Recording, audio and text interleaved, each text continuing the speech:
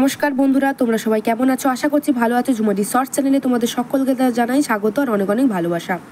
আজকে একটা নতুন ভিডিও নিয়ে তোমাদের সামনে চলে এলাম। আজকে আমি মাছের ডিমের একটা পকোড়া রেসিপি তোমাদের সামনে তুলে ধরছি। দেখো এখানে কি কি লাগছে মাছের ডিমের পকোড়া করার জন্য। পেঁয়াজ কুচি, আলু কুচি, লঙ্কা কুচি, আদা রসুনের পেস্ট।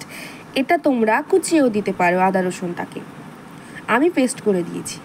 তার সঙ্গে লাগছে লঙ্কা গুঁড়ো, স্বাদ মতো লবণ, তারপরে লাগছে বেসন, সবই অল্প অল্প করে।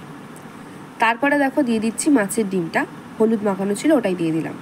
তারপরে দেখো এটাকে ভালো করে মাখাতে হবে, মিশ্রণটাকে ভালো করে মাখিয়ে নিতে হবে। দেখো আমার কিন্তু মাখানো হয়ে গেছে।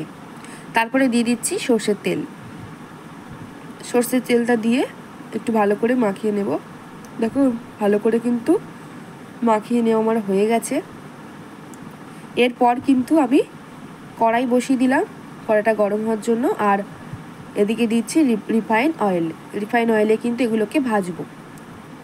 তো পকোড়াগুলোকে আমি এবারে এর মধ্যে দিয়ে দেব। তেলটা গরম হয়ে গেছে আর আমি একটা একটা করে পকোড়াগুলো কড়ার মধ্যে দিয়ে দিচ্ছি। দেখো আমি একটা করে পকোড়া কিন্তু কড়ার মধ্যে দিয়ে দিচ্ছি। এগুলো খুব ছোট ছোট করে আমি করেছিলাম, তার জন্য নাম পকোড়াই দিয়েছি আমি। আর এগুলো একদমই পকোড়ার মতোই দেখতে হয়েছিল।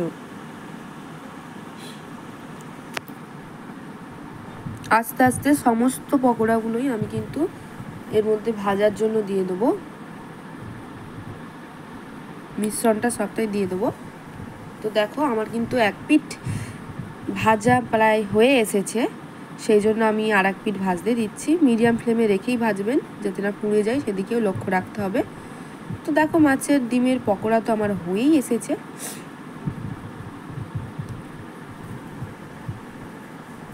তো পুরো রেসিপিটা তোমাদের কেমন লাগলো কমেন্ট করে জানাবে।